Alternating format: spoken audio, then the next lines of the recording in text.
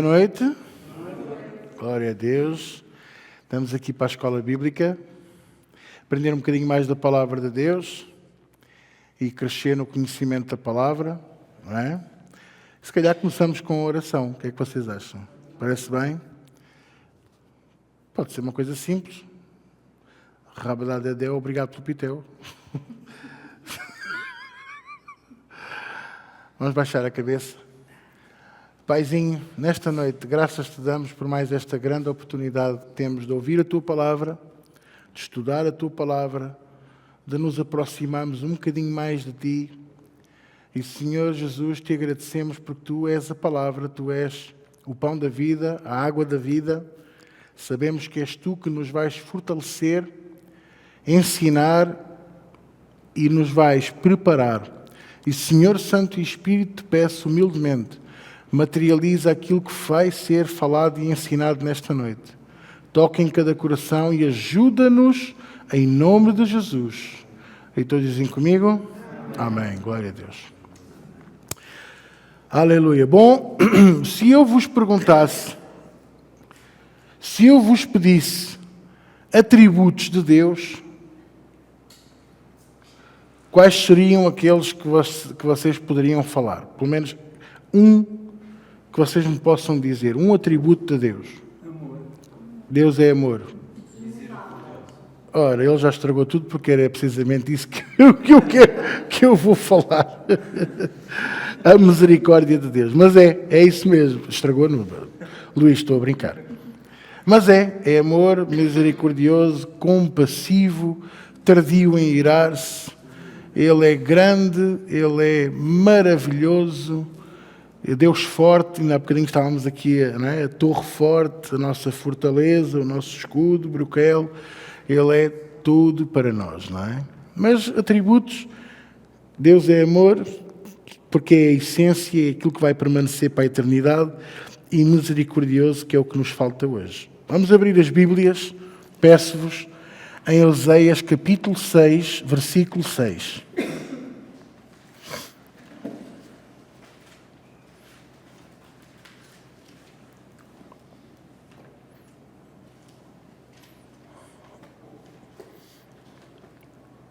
Oséias capítulo 6, versículo 6.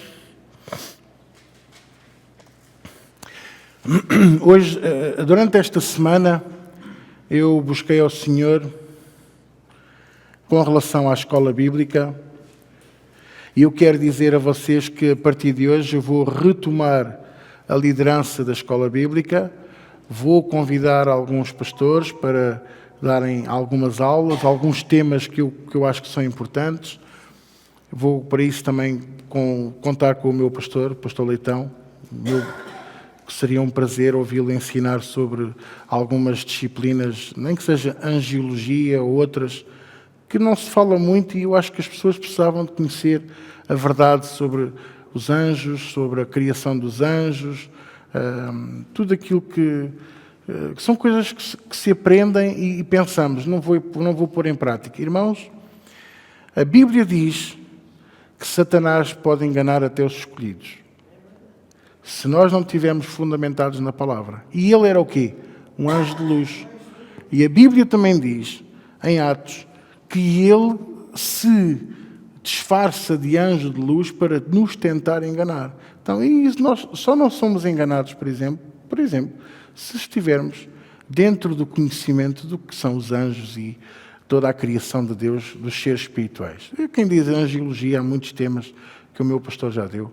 E hei de pedir aos meus presbíteros também para darem disciplinas. Eu vou-lhes dar essas tarefas.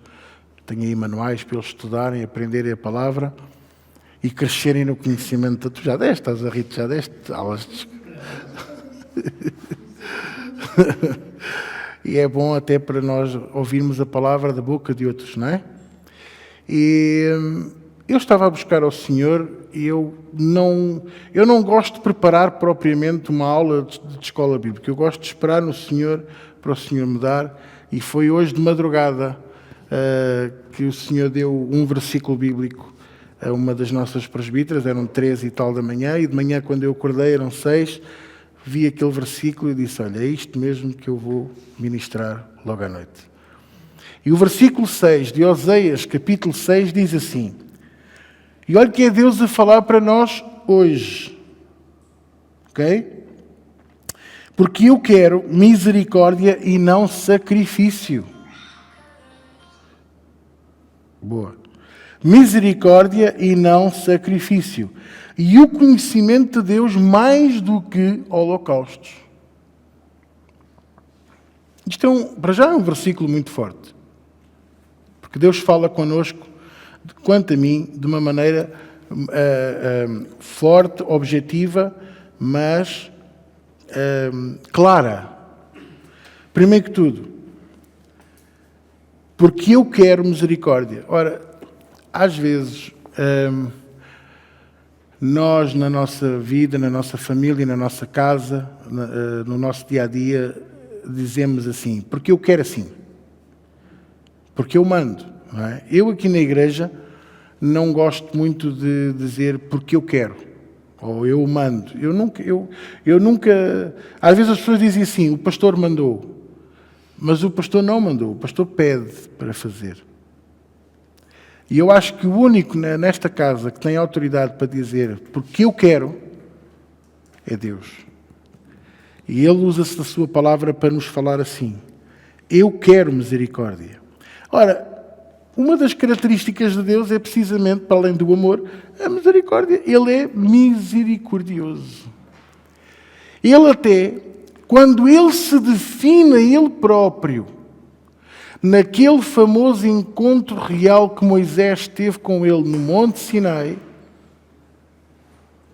e Ele passa à frente de Moisés e põe a mão dele à frente e começa a proclamar o seu nome, Ele diz que é misericordioso, compassivo, tardio em irar-se e que tem misericórdia daqueles que Ele quer ter misericórdia. E não, às vezes nós pedimos misericórdia por esta pessoa, por aquela pessoa. Irmãos, eu peço tantas vezes misericórdia pelo meu próprio irmão que está um bocadinho afastado de Deus e eu tenho tanta vontade de o ter na casa de Deus, não é? De o ter aqui comigo. E de o ver a servir a Deus, de o ver aqui conosco. E eu oro, quando eu oro por ele, digo, Senhor, tem compaixão, tem misericórdia. Mas este versículo queima no meu coração. Porque ele diz que tem misericórdia de quem ele quer ter misericórdia. Isto não nos impede de nós, na nossa oração, clamarmos por misericórdia pelos outros. Mas temos que entender que ele é o único que é soberano e ele decide o que quer. E ele decide melhor do que você e eu. Você hoje pode dizer assim, epá, eu decidi comer um bife, é que maravilha, uma boa decisão que eu tomei. E parabéns! Mas ele decide tudo o resto. Ele decide as órbitas dos planetas, ele decide as órbitas das galáxias. Ele decide manter as leis da gravidade e da relatividade em funcionamento para que tudo corra de acordo com a criação dele. E continua a haver cega e colheita. Continua a haver sementeira, continua a haver verão e inverno. Você já reparou que a Bíblia diz que a única promessa que Ele faz é que haverá verão e inverno até que Ele venha? Não fala em primavera e outono. A sabedoria de Deus. Assim como os céus estão longe, Ele sabe que os céus não vão cair para a terra. Ele sabe que aquilo que Ele criou obedece aos seus desígnios e propósitos.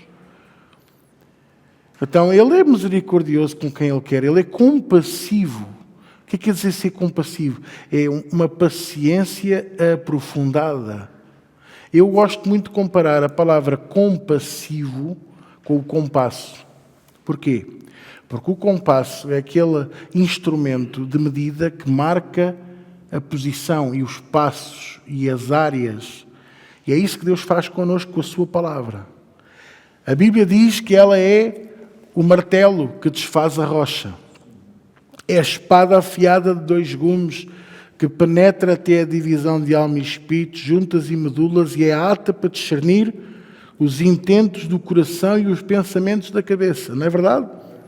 Mas também diz que é o compasso e a régua e o esquadro que nos orienta no caminho a seguir. Então, ele é compassivo, quer dizer que ele é paciente comigo e consigo no caminho que devemos seguir. Ele mostra-nos o caminho, ele não pode tomar a decisão por nós, porque nós temos aquilo a que nós chamamos de livre-arbítrio, mas depois ele espera que nós sigamos esse caminho. E ele espera o tempo que for preciso. Esperou 40 anos por Moisés, 2 vezes. Esperou 13 anos por José. Esperou quantos anos por mim e por si? Não é verdade? Para que nós entremos no caminho dele. Ele é compassivo. Ele vai marcando o compasso da música, o compasso, a aceleração, a desaceleração, o movimento, tudo está em ligação e tudo está conectado com a sua compaixão por nós e a sua misericórdia. Ele é um Deus compassivo.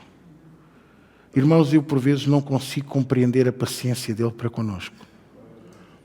Eu não consigo compreender a paciência dele para comigo. Mas ele é paciente. Ele é mesmo muito paciente comigo. Ele é paciente consigo. Ele é paciente com cada um de nós. E ele espera sempre, sabe o quê? Que você possa entender a sua palavra e pô-la em prática. Por isso ele diz aqui, olha aqui, eu quero misericórdia e não sacrifício. Irmãos, eu tenho que ser sincero, se obedecer a Deus é sacrifício, Deus não quer isso. Deus não quer um sacrifício. Se Deus quisesse sacrifício, Ele nunca teria impedido Abraão de cumprir o sacrifício até ao fim. Ele impediu Abraão de cumprir. Ele tem mais prazer na obediência. Ele tem mais prazer no cumprimento da sua palavra.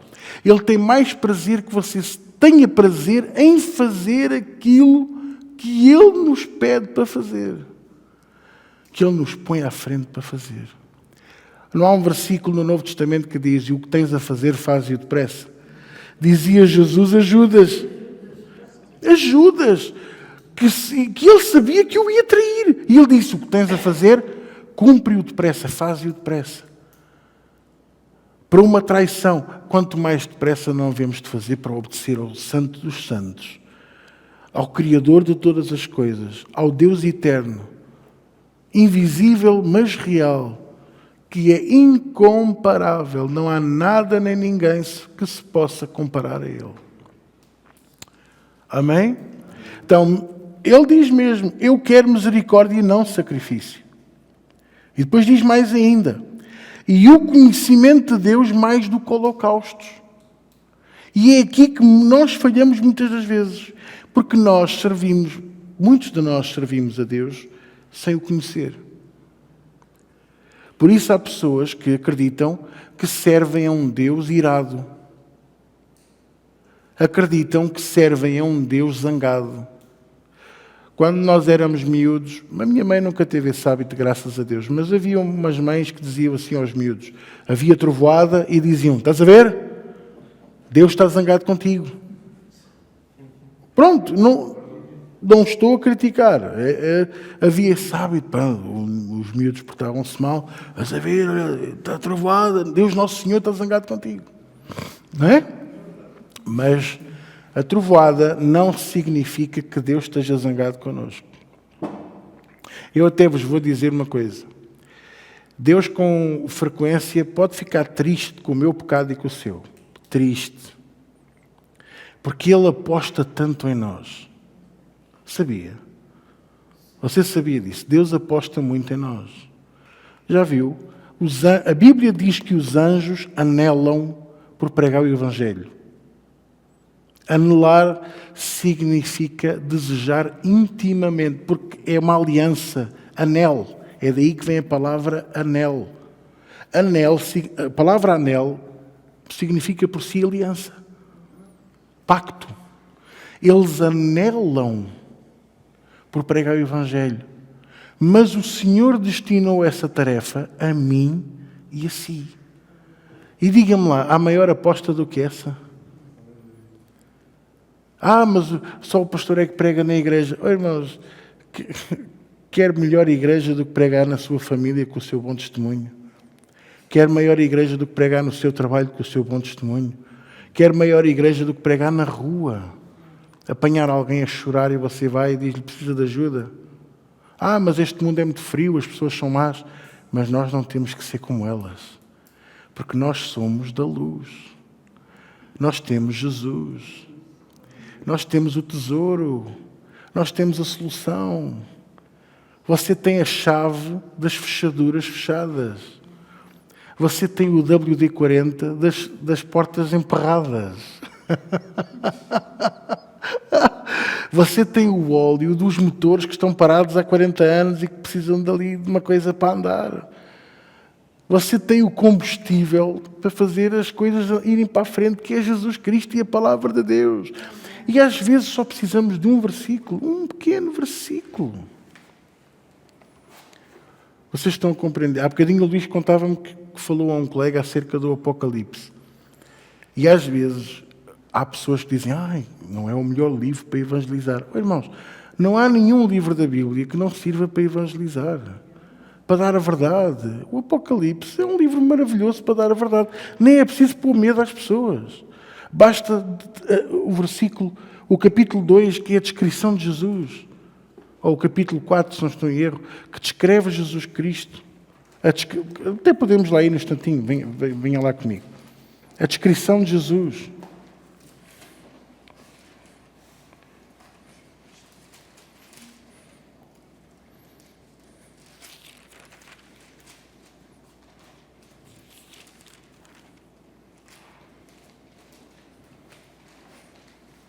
É o capítulo 1, peço desculpa. Capítulo 1. Apocalipse, capítulo 1. Peço desculpa, não expliquei. Às vezes as pessoas dizem-me assim: pastor, como é que será que Jesus é? Porque será que é como nos filmes? Há aquele filme Jesus de Nazaré, de 1977, que ele tem olhos azuis, tem aquela barbinha assim como a de Luís e tal, os seus cabelos. Depois há a Paixão de Cristo, em que tem uns olhos castanhos, cor de mel, não é? E a pessoa pensa: será que Jesus era assim? Irmãos, a descrição de Jesus está aqui. Olha aí. Começa logo no versículo 12. E virei-me para ver quem falava comigo. E virando-me, vi 7 castiçais de ouro. E no meio dos 7 castiçais de ouro, um semelhante ao Filho do Homem, vestido até aos pés de uma veste comprida, cingido pelo peito com um cinto de ouro. A sua cabeça e cabelos eram brancos, como a lã branca, como a neve, e os olhos como chama de fogo. E os seus pés, semelhantes a latão reluzente, como se tivesse sido refinado numa fornalha, e a sua voz como a voz de muitas águas.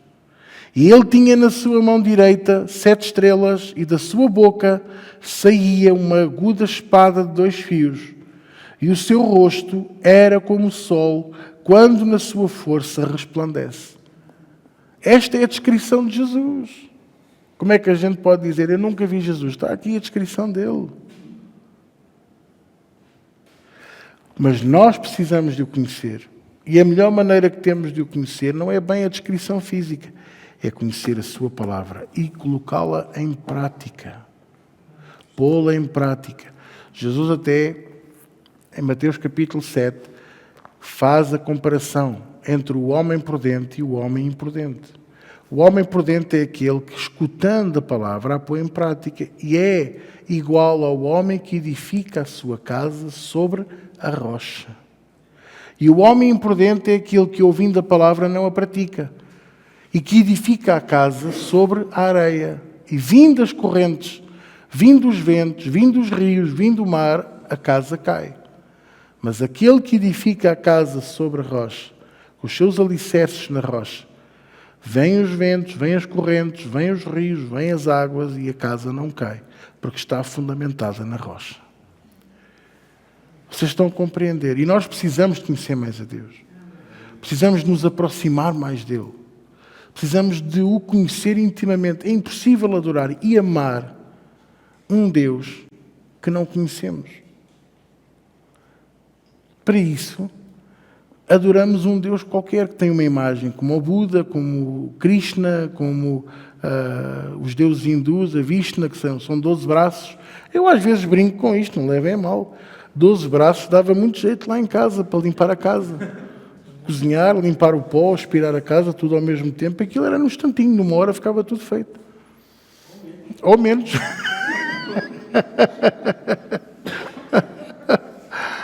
Não é? E porquê que o homem tem tendência a adorar imagens? Porque precisa de ver. Mas Jesus disse, mais bem-aventurado é aquele que creu sem ver. E nós somos mais bem-aventurados por isso, porque nós nunca ouvimos e cremos. Nunca ouvimos ressurreto e acreditamos nele e acreditamos na sua ressurreição. Então, se somos mais bem-aventurados, que possamos pôr isso em prática. Porque as bem-aventuranças são para nós. Olha, outra boa mensagem de escola bíblica, meu pastor, as bem-aventuranças. Que a maior parte das pessoas que eu conheço do cristianismo nem as conhecem, nem as sabem. Porquê? Porque estão entretidos em ter uma casa nova, um carro novo, dinheiro. E isso são outros 500. Voltamos a Oséias 6, faz favor. Tenho lá um outro versículo para lermos, que é um versículo muito importante. Oséias 6:3. E está relacionado com hoje, com aquilo que estamos a aprender. Oséias 6 fica logo a seguir a Oséias 5.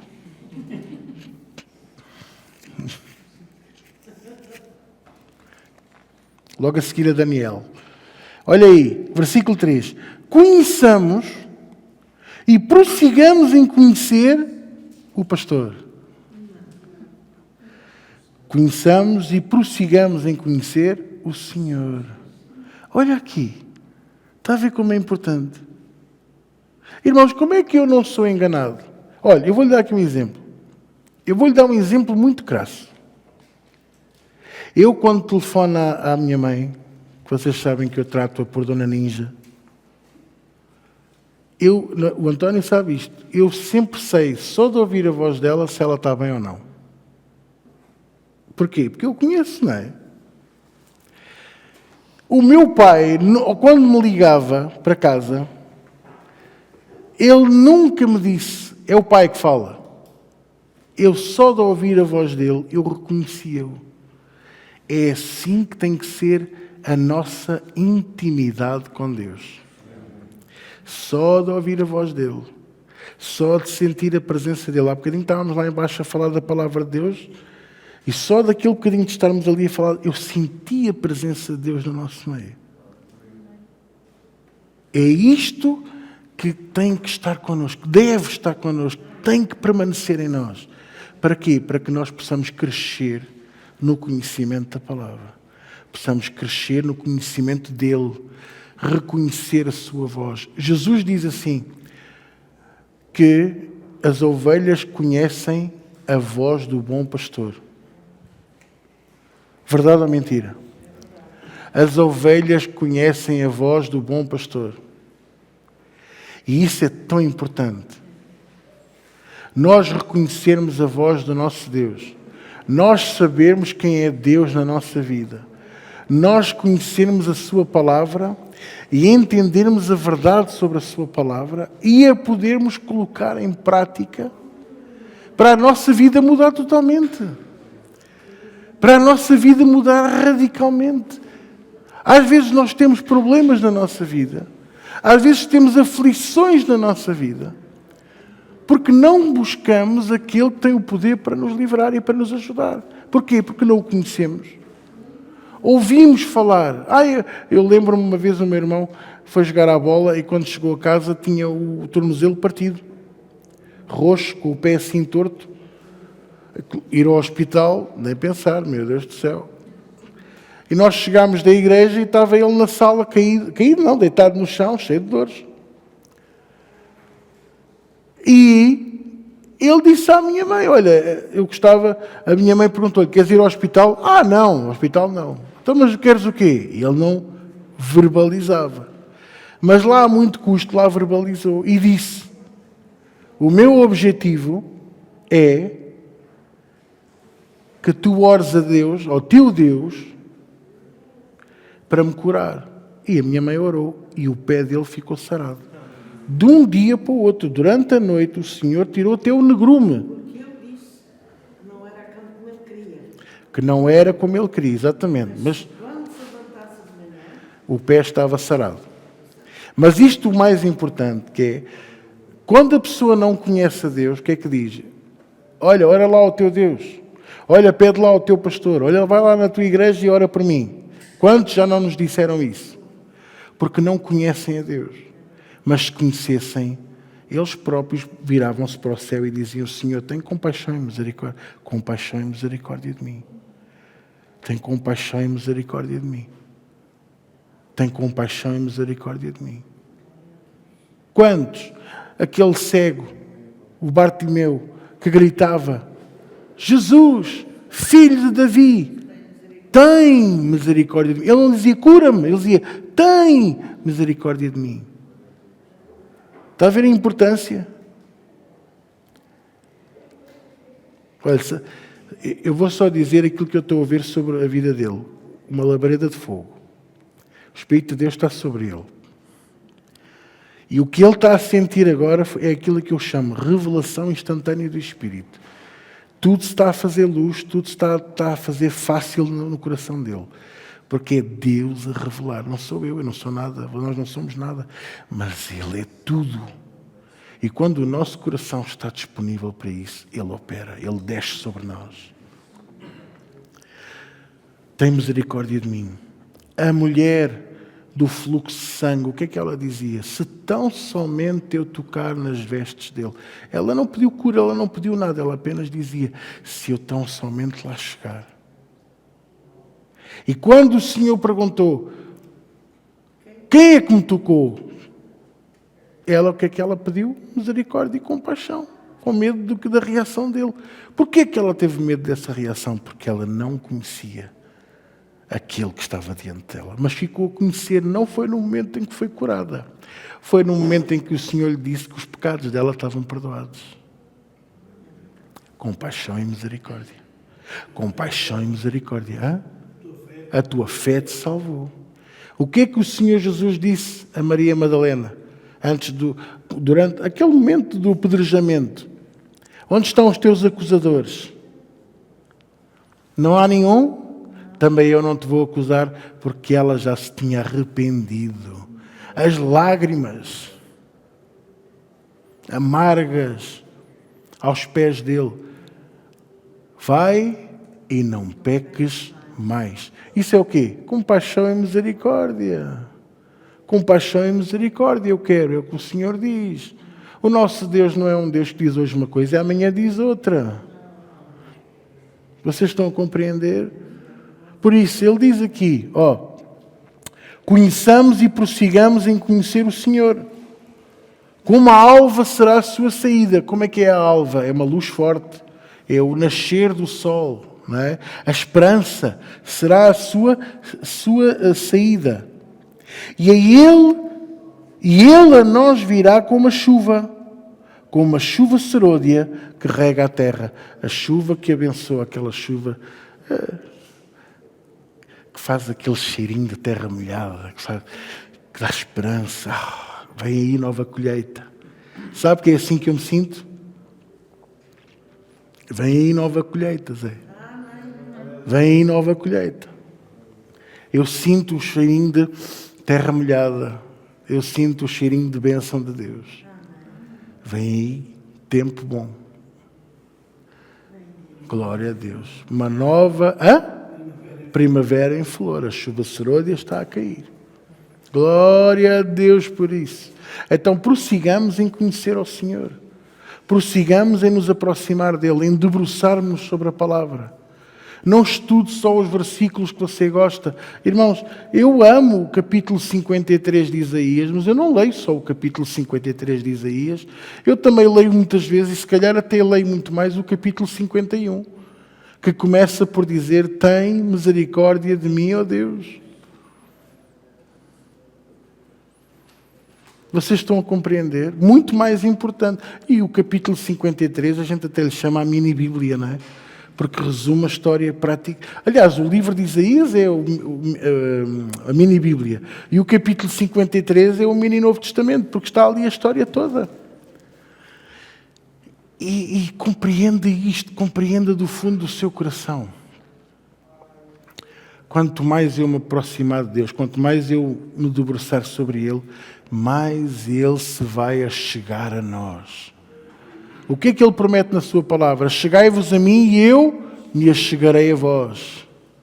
Chegai-vos a mim e eu me chegarei a vós. É a promessa dele para mim e para si. Por isso está na hora de nós nos aproximarmos dele. Está na hora de nós nos achegarmos a ele. Está na hora de nós, não é? Estarmos aos pés dele. Ora. Deus vai acordar alguns de vocês de madrugada para orar. Tem a nossa presbítera Aida, ontem eram 3 e tal da manhã, o Senhor acordou-a para ir ler a Bíblia, para ir buscar um versículo, para orar. E glória a Deus, porque isso é sinal de vida, é sinal de avivamento, é sinal de restauração e renovação. E esta casa é casa de recomeços, é casa de restauração, é casa de vida e de transformação, de renovação. Amém? Então, vamos mesmo aproximar-nos de Deus, vamos chegar-nos a Deus. É a promessa dele, conheçamos e prossigamos em conhecer o Senhor. Amém? Amém? E lembre-se que Ele quer misericórdia e não sacrifício. Misericórdia e não sacrifício.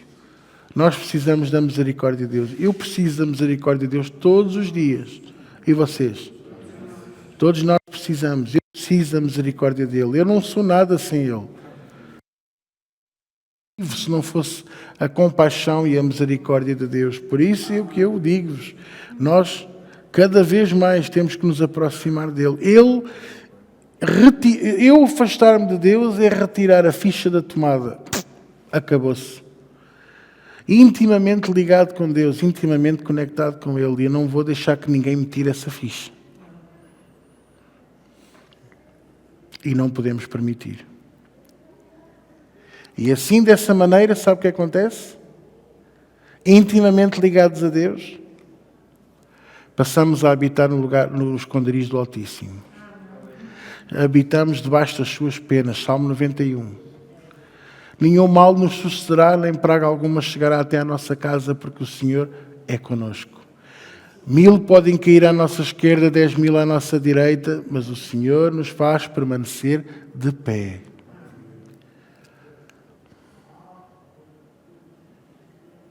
Amém? Glória a Deus. Aleluia. Aleluia, aleluia, aleluia. Não sei o que é que vocês sentem, mas sabe o que é que eu sinto? Eu sinto que vale a pena servir a um Deus assim. Vale a pena servir a um Deus maravilhoso como este, cuja sabedoria é eterna e é infindável, cuja palavra nos alimenta e nos fortalece, cujo Espírito nos vivifica. Olha, estou-me a lembrar aqui de um bom versículo. Abra comigo em Romanos 4. Gosto muito deste versículo que vamos ler. Romanos, Epístola aos Romanos, capítulo 4.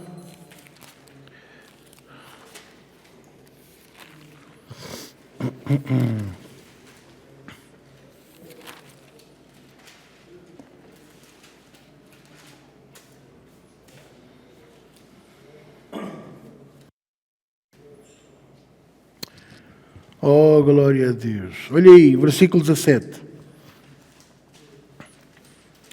Deus está a falar de Abraão. aqui. Aliás, o apóstolo Paulo está a falar de Abraão, mas com o cunho de Deus, porque está a falar daquele que é o pai da fé, aquele que foi usado por Deus para ser, em primeiro lugar, o amigo de Deus. Como vou eu esconder os meus planos daquele que é meu amigo? Mas nós já não somos mais amigos, nós somos filhos. Pelo sangue do Cordeiro, pelo sacrifício de Jesus na cruz do Calvário, e por isso nós hoje somos mais íntimos ainda.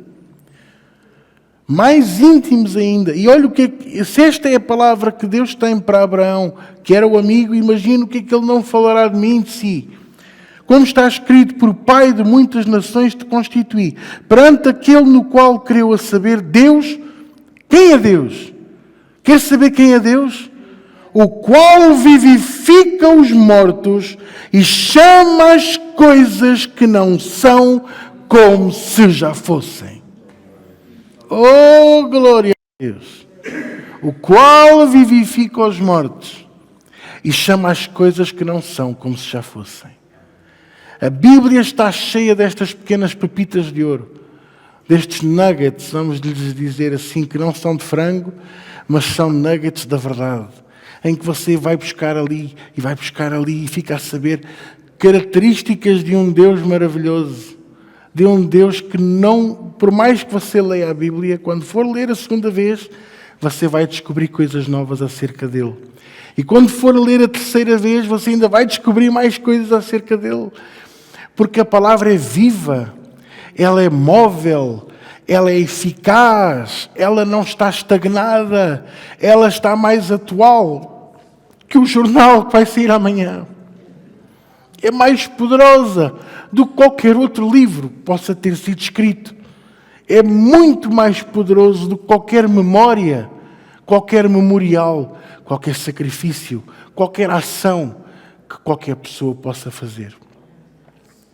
Já este livro sobreviveu a guerras, rumores de guerras, batalhas, sobreviveu ao dilúvio, sobreviveu à destruição de Sodoma e Gomorra, sobreviveu a vulcões que cobriram a terra por completo, e você pode não acreditar, mas os cientistas, os arqueólogos, descobriram agora há pouco tempo livros que estavam escondidos em Veneza, em edifícios que estão debaixo d'água, conseguiram, através dos infravermelhos, descobrir relatos de cidades italianas que estiveram debaixo de um inverno por anos, não viram a luz do sol por anos.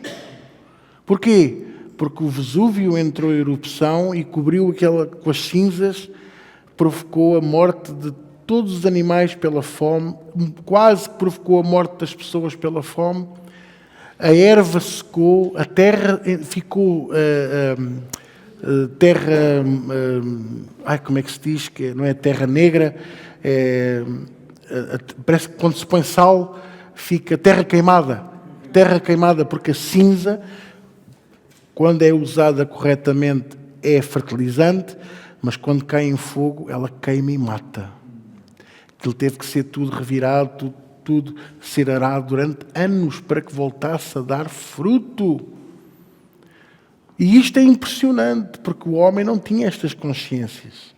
O homem não tinha esta percepção de que o ser humano já tinha passado por estas coisas já em tempos de relatos e aqueles que tomavam nota, os escrivões, né, que escreviam as coisas. Isto ensina-nos estes grandes segredos que nós precisamos de aprender de uma vez por todas, meus amados, meus irmãos. A palavra de Deus sobreviveu a isto tudo. Sobreviveu a Napoleão, sobreviveu a Hitler, sobreviveu a Átila, sobreviveu a Alexandre o Grande, sobreviveu a todos aqueles que conquistaram povos, sobreviveu ao grande incêndio da Biblioteca de Alexandria, sobreviveu à queimada de livros provocada por Hitler, pela Inquisição, sobreviveu a todo o ato maligno e diabólico do homem, sobreviveu à cortina de ferro da União Soviética, sobreviveu à cortina de ferro da cortina comunista chinesa e de outros países, e, irmãos, continua viva, poderosa, a dar fruto, a dar vida, a curar, a transformar. E é este Deus que nós precisamos de buscar. É esta palavra que nós precisamos para nos dar força e ânimo. E é Ele que chama as coisas que não são como se já fossem e vivifica os mortos, sim. Porque para Ele nada é impossível. Para Ele nada é impossível. Posso ouvir o amém? Por isso, é importante nós entendermos que este livro é muito mais do que um manual de instruções. Eu vou ser sincero, durante anos eu ouvi pastores dizerem a Bíblia é um manual de instruções. Isso ofende-me. Manual de instruções tem uma câmara de vídeo, tem os aparelhos de som, tem o micro-ondas. Isto é vida. É pão, é água. Isto é a presença de Deus. Este livro tem que ser reverenciado. Este livro não é para ser posto no chão. Este livro não é para estar aberto numa camilha à entrada de casa no Salmo 91. Este livro é para ser lido e para ser posto em prática. Sabe porquê que há tanta gente que não o entende? Sabe porquê que há tanta gente que não entende o que está escrito neste livro? Porque não é lido com a presença do autor. Como não o conhecem, não conseguem entender. Não conseguem entender. Mas para isso, para eu entender este livro, eu preciso, primeiro que tudo, entregar a minha vida a Jesus. Segundo, ter o Espírito Santo de Deus para me explicar, palavra a palavra, passo a passo, momento a momento. E começarmos a ter o quê? A revelação do alto, a revelação do alto. A revelação do alto nunca vai contra a Bíblia. A revelação do alto nunca produz dúvida. A revelação do alto nunca faz com que haja contradições. A revelação do alto traz paz, traz certeza, traz conhecimento e sabedoria, traz-nos temor. Temor, irmãos, quando eu leio a Bíblia e o Senhor me revela alguma coisa, eu sinto o temor dEle, eu sinto o temor pela Sua palavra, eu sinto temor pela Sua presença. Porquê? Porque eu estou a ser beneficiado de uma coisa que eu não tinha direito, se não fosse a compaixão e a misericórdia de Deus. Por isso eu digo-vos, sem a compaixão de Deus eu não sou nada. Sem a misericórdia de Deus eu nada sou. E tudo o que eu sou e devo a Ele. E devolvo a Ele. E não quero nada para mim. A única coisa que eu quero, sabe o quê? Que Ele me continue a permitir ser um servo. Não aspiro a nenhum título. Não aspiro a grandeza nenhuma. A minha grandeza é, como eu às vezes digo, e já tenho dito aqui na igreja, o meu reino é onde eu moro, é na minha casa. E lá dentro daquele perímetro, na minha varanda, eu sou o rei. Lá até ando coroa.